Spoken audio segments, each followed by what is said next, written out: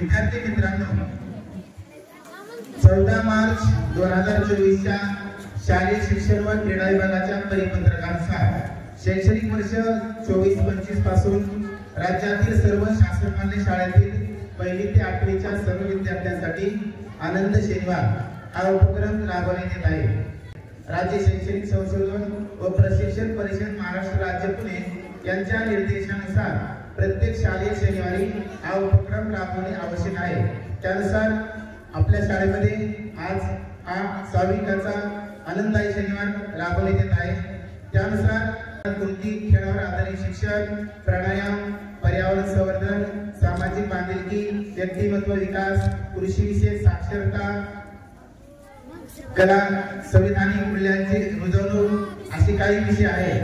त्यातील बऱ्याच विषयांना आजच्या आनंददायी शनिवारामध्ये साविकाच्या विद्यार्थ्यांनी स्पर्श करण्याचा प्रयत्न केलेला आहे। चला तर मग अधिक वेळ न घालवता आजच्या आनंददायी शनिवाराची सूत्रे साविकाच्या विद्यार्थ्यांकडे देऊया। धन्यवाद।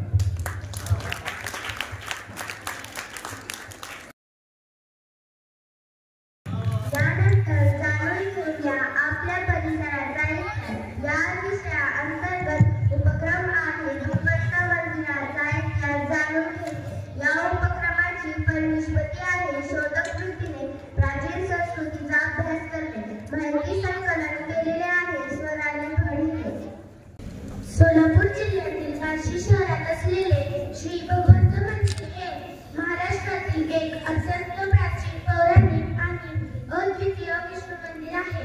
देशात भगवंत या नावाने पूजले जाणारे विष्णूचे हे एकमेव देवस्थान मानले जाते। इतिहास: मंदिराची उभारणी इसवी सन 1245 च्या सुमारास झाली असल्याचे मानले जाते। हे मंदिर हेमाडपंथी शैलीमध्ये बांधले आहे। मंदिराच्या चारी दिशांना द्वार असून मुख्य प्रवेशद्वार पूर्वेकडे आहे। मुख्य देवता श्री विष्णू यांची काळ्या दगडातील सुसज्ज मूर्ती आहे। त्यांच्या 4 हातात शंख, चक्र, गदा, पद्म आहे। भगवंताच्या कपाळावर शिवलिंग कोरलेले आहे। हे अत्यंत वैशिष्ट्यपूर्ण आहे। त्यांच्या छातीत भृगु ऋषीच्या पदचिन्हांचे चित्रण दिसते। मागे माता लक्ष्मी यांची मूर्ती आहे। मंदिरासमोर सुंदर गरुड खांब आहे। पौराणिक पार्श्वभूमी: भगवंत मंदिराचा संबंध राजा अंबरीश यांच्याशी जोडला जातो। द्वादशीचे उपवास व्रत पाळणाऱ्या राजा अंबरीशाने केलेल्या अखंड भक्तीने प्रसन्न होऊन भगवान विष्णूंनी या स्थळी भगवंत रूपाने अवतरण केल्याची आख्यायिका आहे।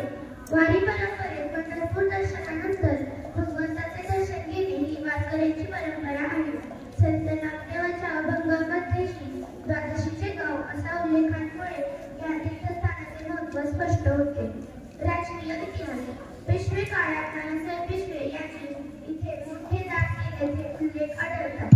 त्यानंतर ब्रिटिश काळात ईस्ट इंडिया कंपनी आणि इतर इंग्रजी अधिकाऱ्यांनी इथे केलेले आहे। हे दर्शवते की मंदिराचे महत्त्व अनेक शतकांपासून कायम राहिले आहे। उत्सव आणि सेवा: आषाढी व कार्तिकी एकादशीला मोठी यात्रा व रथोत्सव साजरा होतो। प्रत्येक पौर्णिमेला छबिना उत्सव होतो। भगवंताची दैनंदिन पूजा पडवी या परंपरागत पूजेची समुदायाद्वारे केली जाते।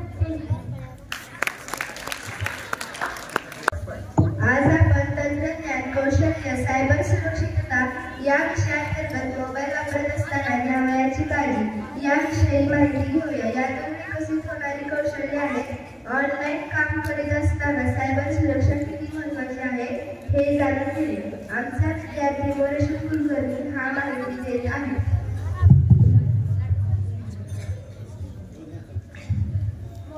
मोबाईल वापरण्याचे अनेक फायदे आहेत। मोबाईलमुळे आपल्याला जगातील कानाकोपऱ्यातील माहिती एका क्षणात मिळून जाते। मित्रांनो, जर आपण हा मोबाईल वापरताना काळजी न घेतली तर या मोबाईलचे बरेचसे दुष्परिणाम आहेत।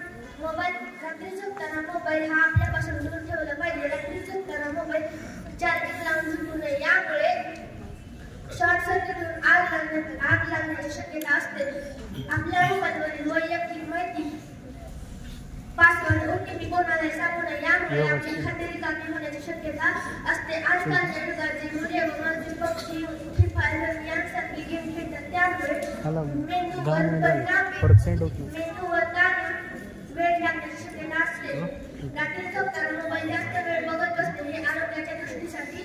आरोग्याच्या दृष्टीने खूप हानिकारक आहे. यामुळे डोळ्यावर ताण येऊन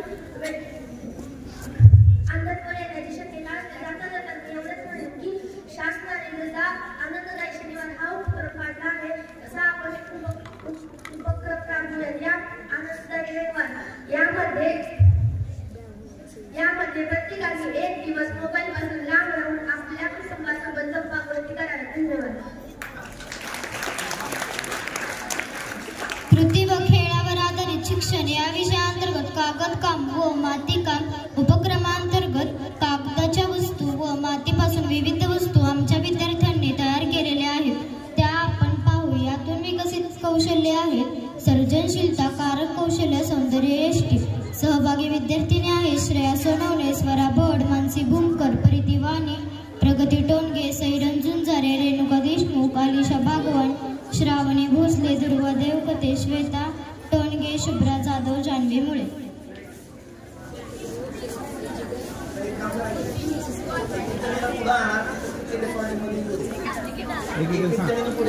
नाव सांगायचं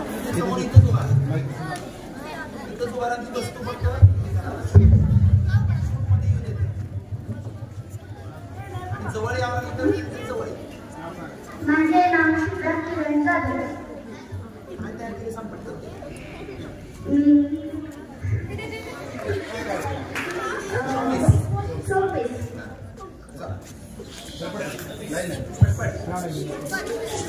माझे नाव अलिशा आसिफ भगवान. मी फळभाजी तयार केली आहे. माझे नाव परिती महेश्वरी. मी वाढवणी तयार केली आहे. माझे नाव प्रगती टोनगे. मी मातीपासून बैल बनवली आहे. नमस्कार, माझे नाव शांती विनोद मुळे. मी टाकी तयार केली आहे. माझे नाव राजकिशोर गणेश. मी पदर बनवले आहे.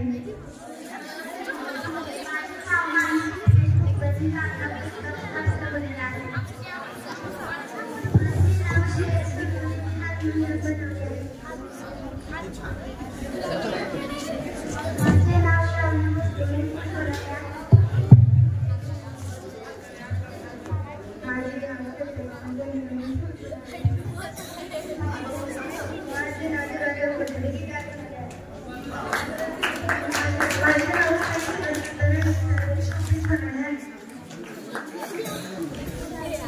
माझे नाव स्वराली गणेश भट. मी साखरे उकळ आणि कलबत्ता बनवलेला आहे.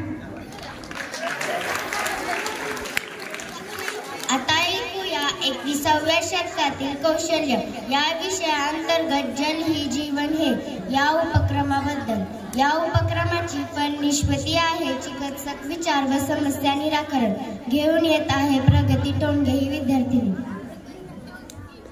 जल को जीवन का आधार कहा जाता है. बिना जल के पृथ्वी पर जीवन की कल्पना भी नहीं की जा सकती.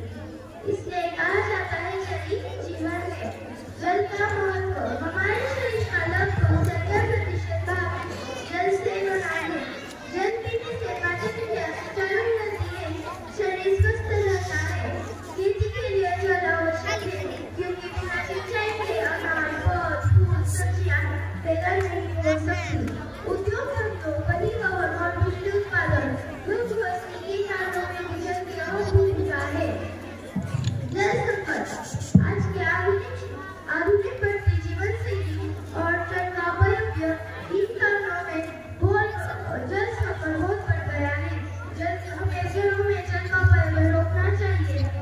अधिक से अधिक पेड़ लगाना चाहिए. नदी, नाले, कुएं की सफाई करनी चाहिए.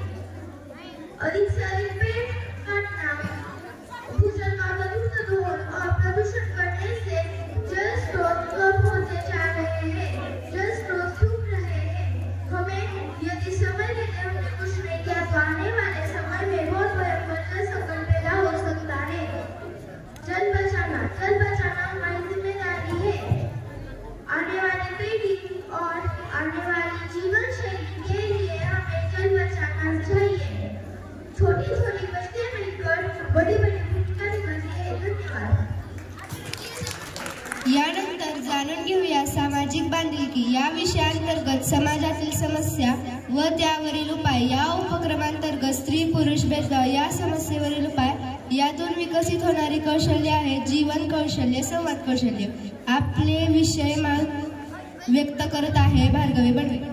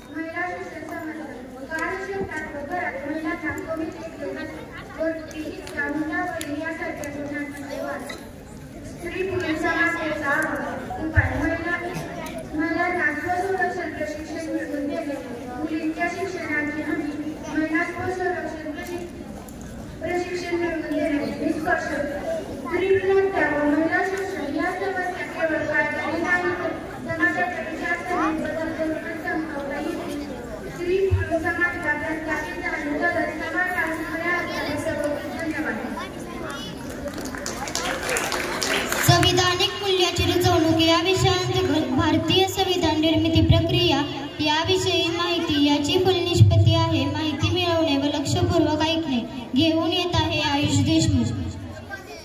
भारतीय संविधान निर्मिती प्रक्रिया संविधान सभेच्या स्थापनेपासून झाली ही 9 डिसेंबर 1946 रोजी झाली।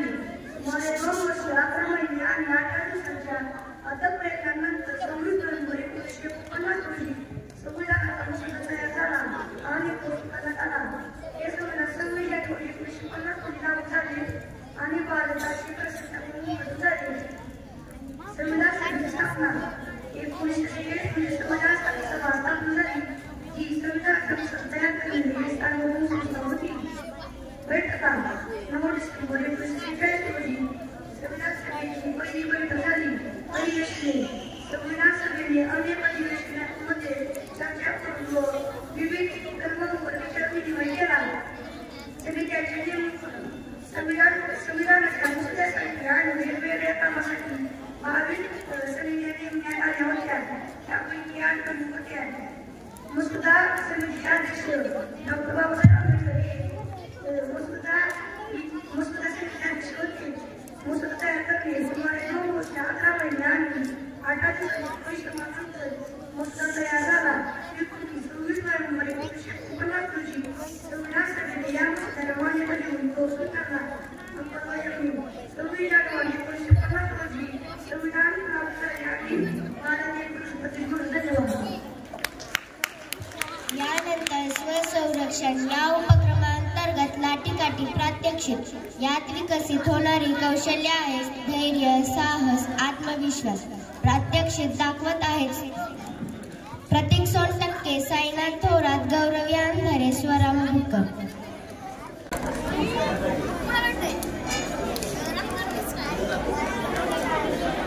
आणि मर्दानी खेळाचं प्रात्यक्षिक जोरात चालू आहे। गर गर गर गर लाठी फिरायला लागलेली आहे।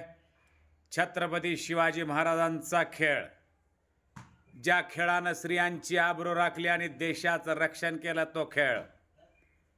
ज्या युगात अणुबॉम्बचा शोध आणि बंदुकांचा शोध लागलाय तिथंही लाठीकाठीचं महत्त्व कमी होत नाही।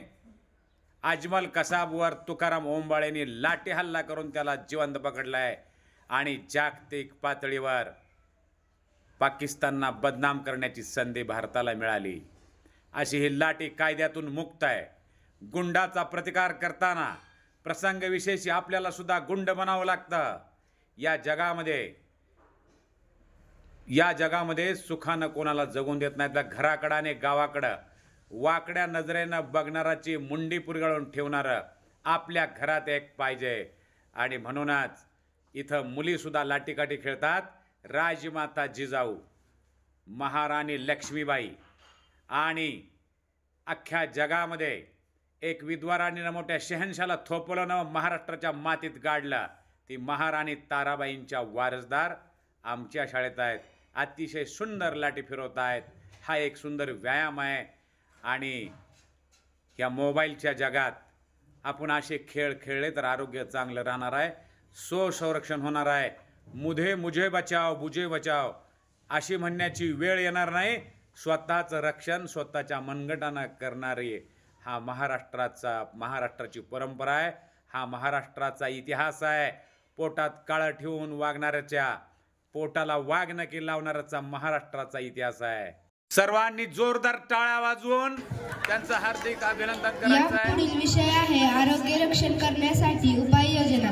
या अंतर्गत सकस आहार पळतील आजार हा उपक्रम, याची विकसित होणारी कौशल्य, आरोग्यदायी सवयी, चिकित्सक वृत्ती याविषयी आपले मत मांडत आहे यशस्वी कागदे.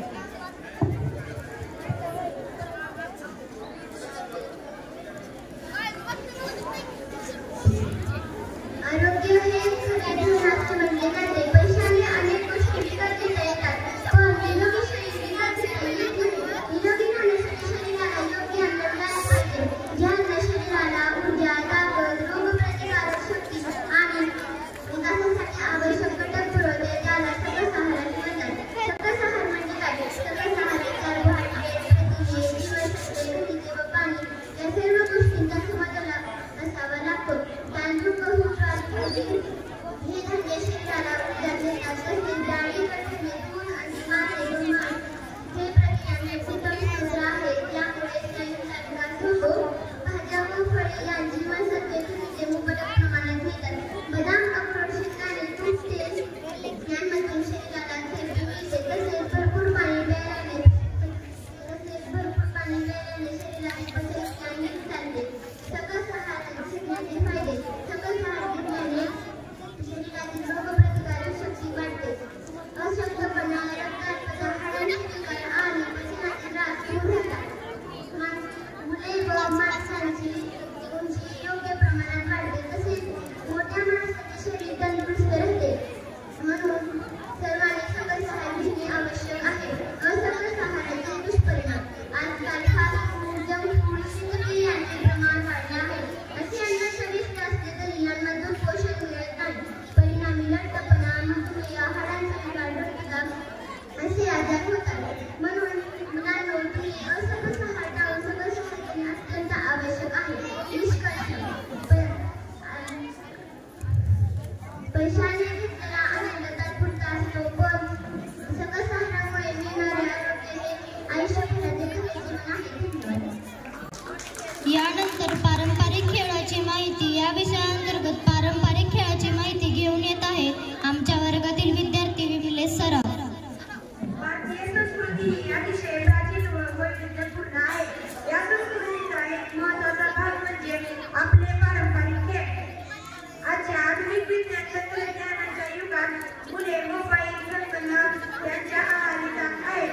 यामुळे त्यांच्या मानसिक व शारीरिक आरोग्यावर परिणाम होताना दिसतो. यामुळे त्यांनी पारंपरिक खेळाकडे वळणे गरजेचे आहे. पूर्वीच्या पारंपरिक खेळांमध्ये केवळ मनोरंजनच नाही तर मुलांच्या मानसिक, शारीरिक व बौद्धिक कौशल्य वाढवण्याची ताकद होती. पारंपरिक खेळांमध्ये कबड्डी, खो खो, आट्यापाट्या, मांजरपाटी, बुद्धिबळ, बाहुल्यांचे खेळ यांसारखे खेळ विशेष प्रसिद्ध आहेत. आट्यापाट्या, कबड्डी, खो खो यामुळे मुलांमध्ये उड्या मारणे, दमदमून खेळणे यामुळे मुलांचे शरीर सुदृढ राहते. काही खेळ जसे की मांजरपाटी, बुद्धिबळ यामुळे मुलांचे बौद्धिक कौशल्य वाढते. बाहुल्यांचे खेळ यांसारख्या खेळांमुळे मुलांमध्ये सामाजिक एकोप्याची भावना निर्माण होते. पारंपरिक खेळांचा एक महत्त्वाचा पैलू म्हणजे ते प्रत्येक वयोगटातील मुलांना सहजपणे खेळता येत. यासाठी फार खर्च नसायचा. उघड्या मैदानात, अंगणात, शेतात हे खेळ खेळले जात. यामुळे मुलांचा वेळ निरोगी वातावरणात जायचा. निष्कर्ष. पारंपरिक खेळ हे भारतीय संस्कृतीचे मौल्यवान वारस आहेत. या खेळांचा वारसा पुढील पिढीकडे पोहोचवणे ही आपली जिम्मेदारी आहे. यापुढील विषय आहे प्राणायाम, योग, ध्यानधारणा. या विषयाअंतर्गत उपक्रम आहे विविध योगासने. यातून विकसित होणारी कौशल्य आहे शारीरिक लवचिकता, स्नायूचा विकास, चपळता, एकाग्रता, श्वासावरील नियंत्रण.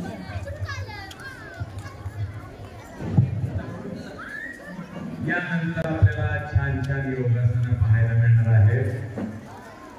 आपणही याचा आदर्श घेऊन आपल्या रोजच्या दिनचर्येमध्ये योगाचा अवलंब करावा. आपण योग दिन साजरा करतो, दुसऱ्याची योगासनं बघतो, टाळ्या वाजवतो, पण आपण काही करत नाही. तर 7वी क मध्ये विद्यार्थ्यांनी छान योगाची तयारी केलेली आहे. प्रथम योगासन करून दाखवे आयुष देशमुख आणि श्रेयस वनखळस. चला पुढच्याने तयार राहा.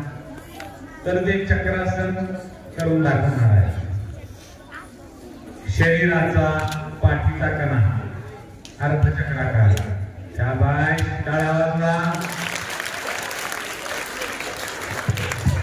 यामुळं पाठीचा कणा लवचिक होतो आणि त्याचा रक्तपुरवठा वाढतो आणि त्यामुळं मेंदू सतेज बनतो. त्यानंतर साईनाथ थोडा आणि पृथ्वीराज राऊत हे हलासन करणार आहे. हल म्हणजे नांगर, नांगरासारखी. हल म्हणजे नांगर, शरीराची आकृती हलासारखी नांगरासारखी करतात. त्यामुळे मेंदूचा रक्तपुरवठा वाढतो आणि पाठीचा कणा लवचिक होतो. यानंतर साईनाथ थोरात आणि पृथ्वीराज राऊत धनुरासन करताय. धनुष्याला दोरी मांडल्यावर जसं बांधलेलं असतं तसं शरीर आणि आकाशाकडे बघले पलीकडे कोण आहे, धनुर आकाशाकडे बघायचं. तरी धनुरासन केल्यावर सगळ्या शरीरात रक्तपुरवठा सुरळीत होतो.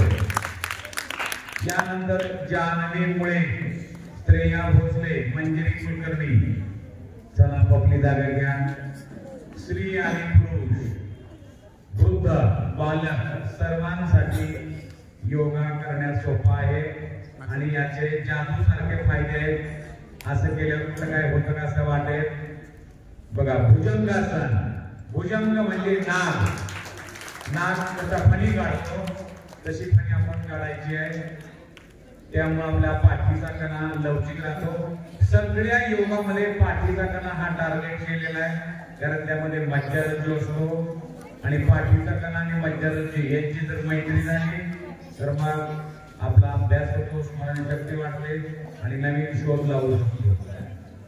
यानंतर स्वरा भट व श्रेया सोनवणे. चला हे गोमुखासन करून दाखवणार आहे. गायीच्या तोंडासारखं आकृती होते. आपण जी मांडी घालतो, तुम्ही स्वामी समर्थ असे अनेक योग्यांचे फोटो बघितले असतील. अनेक योगी या आसनात बसतात. खालची मांडी आहे ना त्या आसनात बसतात आणि त्यांचा हात पाठीमागला बघा चिकटलेला आहे. शरीर लवचिक राहतं, खांद्याचे स्नायू लवचिक राहतात. शरीर लवचिक राहिलं तर मन लवचिक राहतं. लवचिकपणा हे बालकाचं लक्षण आहे, ताठपणा हे मड्याचं लक्षण आहे. आपल्याला काय व्हायचं आहे ते आपण ठरवा. छान, टाळ्या वाजवा. अर्धमच्छिद्रासन. स्वरा भट आणि श्रेया सोनवणे दोघीच आहे. अर्धमच्छिद्रासन.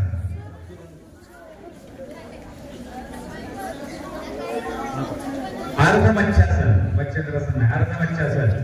या अवस्थेत जर माणूस पाण्यात टाकला तर फक्त नाक वर राहतं आणि कुठलाही हात पायला हलवता माणूस तरंगत. आम्ही प्रयोग केले आहेत म्हणून ह्याला मत्स्यासन म्हणतात. मासा कसा पाण्यात तरंगतो त्याला परिश्रम करावं लागलं. टाळ्या वाजवा. पण तुम्ही घरच्या घरी हा प्रयोग करू नका, नाही तर यायची पेपरला बातमी दुसऱ्या दिवशी. स्वराफळ श्वानासन करून दाखवते. कर श्वानासन. श्वान म्हणजे कुत्रा. कुत्रा एकदम कधी धावत नाही. या प्रकारे आधी आळस देतो कुत्रा. शरीरातला रक्तपुरवठा सुरळीत करतो आणि म्हणून कुत्रा हा शिकारी प्राणी, जंगलात त्याची दहशत आहे. सिंह जरी राजा असला तरी कुत्र्याची दहशत जंगलात आहे. कुत्र पानवट्यावर पाणी प्यायला आल्यावर कोणी येत नाही. म्हणून संत तुकोजी म्हणाला मी कुत्र्याचं महत्व सांगितलेलं आहे त्यांच्या संघटनेचं. हत्तीचे अवघे गवठी गोल. मुंग्याची सर्पाची करी चर्चर व्याघसिंहाची फाडीली रानमुद्री संघटून. चला यशस्वी कांदे आणि श्रेया भोसले सुप्त भुजंगासन. यशस्वी कांदे टाळ्या वाजवा. किती लवचिक शरीर आहे बघा. त्यांनी मेहनत घेतलेली आहे, प्रयत्न केलेला आहे. कागदाची घडी घालावी तशी कागदाचं शरीर लवचिक आहे. वा. यशस्वी कागदे आणि सृष्टी कानपुरे. सृष्टी कानपुरे आकर्ण धनुरासन. बघा कानपुरे कानाला पायाचा अंगठा लावलाय. काय नाव आणि काय असेल योगाई. छान. दुसरा पाय. हे सगळं जर तुम्ही केलं तर तुमचं आरोग्य सुधारेल, अभ्यास सुधारेल, मानसिक तुम्हाला टेन्शन येणार नाही. त्याच्यात योगा हा मनासाठी आणि शरीरासाठी आहे. तर संगीताच्या विद्यार्थ्यांनी अतिशय सुंदर योगा केला. जोरदार टाळ्या वाजवा. टाळ्या वाजवणे हा सुद्धा योगाच आहे. त्यामुळे आपला श्वास मोकळा होतो. जोरदार टाळ्या. आणखी जोरदार. धन्यवाद. यानंतर आभार प्रदर्शन करेल आमच्या वर्गातील विद्यार्थी रुद्र मांजरे.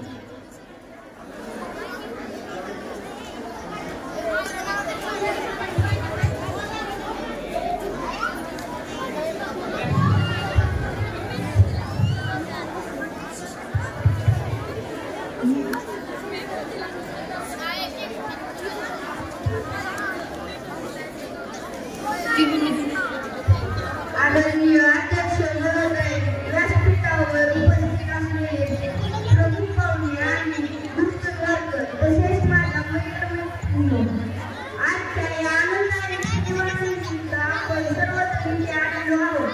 हा कार्यक्रम यशस्वी करण्यासाठी